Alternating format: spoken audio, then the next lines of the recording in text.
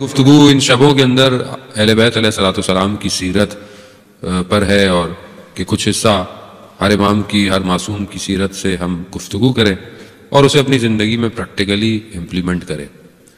آج گفتگو جو ہے وہ 8ویں امام رضا علیہ الصلوۃ والسلام، اللہ امام کی زندگی کے گوشوں میں سے کچھ گوشے، کچھ چیزیں۔ امام رؤوف امام ہیں، امام مہربان امام ہے۔ امام کی بارگاہ میں جو بھی جائے خالی ہاتھ نہیں لوٹتا ہے۔ خود امام کوئی جانور بھی آ جائے تو امام اسے بھی خالی ہاتھ نہیں جانے دیتے۔ آپ کے سامنے ہرن کا واقعہ، جس کی وجہ سے ہم ضامن آہو کہتے ہیں کہ ہرن کی بھی ضمانت جو ہے وہ امام نے دی۔ خوب وہ امام ہے، اس لیے ہمیں امامت کو سمجھنا بہت ضروری ہے۔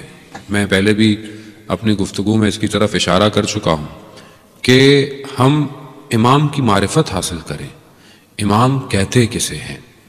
جب امام کو خلیفہ نے بلایا خراسان کی طرف ولی عہدی کے لیے تو اس کے کئی ریزنز تھے کہ وہ چاہتا تھا، ایک تو امام کو اپنے کنٹرول میں رکھنا، دوسرا امام کو دنیاوی ایک ڈیسٹینیشن، ایک دنیاوی مرتبہ دے کے لوگوں کے نزدیک امام کو تھوڑا نعوذ باللہ امام کی اہمیت کو کم کرنا چاہتا تھا۔ بہرحال اس کے بہت سارے مشن تھے مگر جس پہ وہ ناکام رہا۔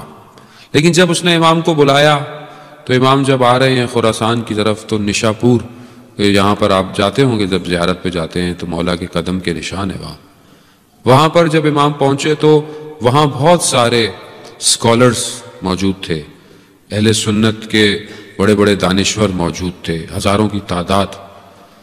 انہوں نے امام سے کہا کہ کوئی حدیث بیان کرے۔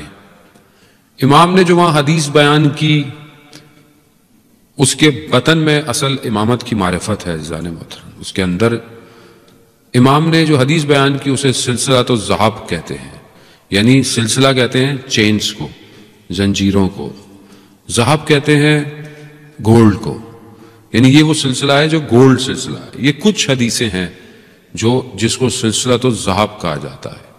اس میں کیا ہے؟ اس میں امام نے جو حدیث بیان کی، اس میں ہوتا کیا ہے کہ یہ حدیث میں نے اپنے بابا سے سنی، انہوں نے اپنے بابا سے سنی، انہوں نے اپنے بابا سے سنی، اور یوں وہ پہنچتی ہے امام علی تک، اور امام علی نے رسول خدا سے، رسول خدا نے حضرت جبرائیل سے، اور حضرت جبرائیل نے اللہ تعالیٰ نے فرمایا۔ اللہ نے کیا فرمایا؟ لا الہ کلمۃ حسنی، یعنی لا الہ الا اللہ جو ہے وہ میرا قلعہ ہے۔ قلعہ یعنی کیو ہے، یعنی ایک قلعہ ہے۔ کیا ہے؟ لا الہ الا اللہ۔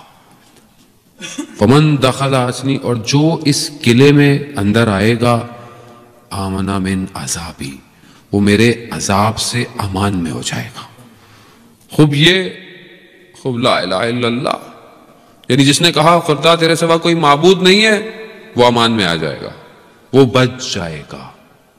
کئی لوگ تھے جو لکھ رہے تھے اس حدیث کو۔ امام نے یہ کہا اور امام کی سواری چل پڑی، پھر رکی، پھر امام نے اپنی سواری محمل کا پردہ ہٹایا اور کہا کہ اس کی کچھ شرائط ہیں، اور انا من شروطہا، یعنی اس قلعے میں داخل ہونے کی شرائط ہیں، کچھ پریکوزٹ ہیں، کچھ ایسے نہیں داخل ہو سکتا ہر کوئی، اور ان شرطوں میں سے ایک شرط میں ہوں، یعنی اگر تم مجھے امام مانو گے تو پھر اس میں جاؤ گے۔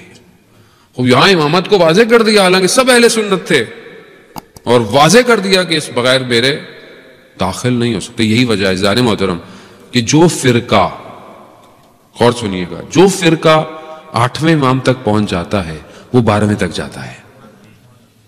کوئی فرقہ 8واں نہیں ہے، 9واں نہیں ہے، 10واں نہیں ہے، اس سے اوپر ہیں سارے۔ کوئی 6 امامی ہے، کوئی 7 امامی ہے، کوئی 4 امامی ہے، آپ کے سامنے ہیں سارے۔ لیکن جو امام رضا تک پہنچ جاتا ہے وہ 12ویں تک خود پہنچ جاتا ہے۔ یہ امامت ہے، معرفت ہے۔ امام نے کہا کہ جو میرے دروازے پر آئے گا وہ کامیاب ہی جائے گا۔ یہی وجہ تھی کہ شیخ بہائی نے جب یہ کنسٹرکشن کی امام کا جو حرم ہے وہ شیخ بھائی نے کنسٹرکٹ کیا. شیخ بھائی بہت بڑے فقیہ مجتہد کنسٹرکٹر، علم فلکیات، علم نجومیات، سارا علم ان کے پاس تھا. اور ان کی جو مقبرہ ہے وہ حرم امام رضا کے اندر ہے. آپ لوگ انشاءاللہ جو جاتے ہیں وہ شیخ بھائی کی بھی جو ہے وہ وہاں پر فاتحہ پڑھ کر آئیں، اور جو نہیں گئے انشاءاللہ آج کی شب کے صدقے میں سب کو مشہد مقدس کی زیارت نصیب ہو. لاہیا خوب انہوں نے جب یہ بنا رہے تھے تو انہوں نے جو دروازہ بنا رہا تھا اس کو تعویذ دیا کہ جب یہ دروازہ بناؤ تو دروازے میں یہ تعویذ لگا دینا. چلے گئے، جب واپس آئے کئی دنوں بعد بن گیا دروازہ تو اسے پوچھا وہ تعویذ لگایا؟ کہا میں نے نہیں لگایا. کہا کیوں نہیں لگایا؟ میں جب آپ کو کہہ کے گیا تھا. کہا کہ جب دروازہ بن رہا تھا تو رات کو میں سو رہا تھا تو مجھے خواب میں امام آئے اور امام نے مجھے کہا کہ یہ تعویذ مت لگانا. ایک دفعہ، دو دفعہ، جب میں نے 3 دفعہ جب دیکھا تو میں سمجھ گیا میرا خواب، میں نے نہیں لگایا. شیخ بھائی بیٹھ گئے، گریہ کرنے لگ گئے. کہا کیوں رو رہے ہیں؟ کہا میں نے جو تعویذ بنایا تھا وہ یہ تھا کہ صرف حلال زیادہ اندر آئے گا، لیکن امام رؤوف، امام چاہتے ہیں ہر کوئی میرے حرم میں آ جائے. خوب یہ امام ہے جانے والا، ہم بھی اپنے وجود سے امام کی خدمت میں جائیں، امام کی در میں جائیں. واقعاً حرم مشہد مقدس کا حرم، اس کی فضائی کچھ اور ہے. یعنی جو جا چکے ہیں انہیں احساس ہوتا ہوگا. مجھے تو کئی سال ہو گئے، ہماری تو خیر زندگی امام نے تبدیل کی. ہم تو زیارت پہ گئے تھے، امام نے ہمیں بولا حوضے آ جاؤ، تو ہماری تو زندگی اسی امام سے جڑی ہوئی ہے. آپ جائیں ابھی تک وہی خوشبو آتی ہے جو پہلی دفعہ آئی تھی. خوب یہ کیا ہے؟ خوب ملاقوت ہے حرم کا. حرم میں امام ہیں، بیٹھے ہوئے ہیں، امام کا مسند لگا ہوا ہے. جو جاتا ہے گویا امام اسے دیکھ رہے ہیں. امام ہے. ایک عارف نے امامی کے حرم میں دیکھا کہ اس دروازے سے کوئی آتا ہے. آپ کو پتہ ہے کتنا بڑا حرم ہے، شہر کا ٹریفک نیچے سے جاتا ہے، اتنا بڑا حرم ہے. ادھر سے دیکھ رہا ہے، کوئی کہاں سے دیکھ رہا ہے.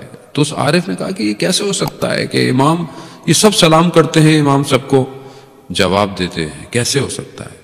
تو اچانک سے جب حجاب اٹھا تو اس نے دیکھا کہ ہر زائر کے برابر میں امام موجود ہے، یعنی ہر شخص کے لیے امام ہے. عزیزان محترم، امام بھی فرماتے ہیں کہ امام کی زندگی کے چیزیں جو ہم اپنی زندگیوں میں شامل کریں، امام کے اندر جو صفات پائی جاتی تھی، امام میں جو خوبصورتیاں پائی جاتی تھی، ہم اس کو فالو کریں. امام کہ آپ کو پتہ ہے کہ امام کے دور میں بہت مناظرے ہوئے، بہت علمی گفتگویں. جو خدا کو نہیں مانتے تھے یا دوسرے ریلیجن کے لوگ تھے، بلایا جاتا تھا، امام سے مقابلہ ہوتا تھا، لیکن کوئی امام سے جیت نہیں پاتا تھا. ایک شخص آیا جو کہ دوسرے مذہب کا تھا اور امام سے گفتگو کرتا رہا، اس کا دل ہلکے ہلکے سافٹ ہو گیا، نرم ہو گیا. اچانک سے ظہر کا وقت آیا، اذان، امام اٹھ کر جانے لگے تو کہا کہاں جا رہے ہیں؟ ابھی تو میرا دل نرم ہوا ہے کہ میں آپ سے اور سیکھوں. امام نے کہا کہ وقت اذان ہو گیا ہے. تو لوگوں نے بولا کہ اگر مولا بیٹھے رہے تھوڑی دیر، یہ مسلمان ہو جائے. امام نے بولا مسلمان ہو یا نہ ہو، رب بلا رہا ہے. خود امام گئے، نماز پڑھ کر جب واپس آئے تو اس نے پوچھا کہ آپ کہاں گئے تھے؟ کہا نماز. کہا نماز کیا ہے؟ جب نماز پر گفتگو سنی اس نے کہا کہ کتنا بہترین مذہب ہے آپ کا کہ وقت معین ہے عبادت کے، اور آپ نظم کے ساتھ اتنے وقت اپنے پروردگار کی عبادت کرتے ہیں. تو وہ مسلمان ہو گیا. اس نے کلمہ پڑھا.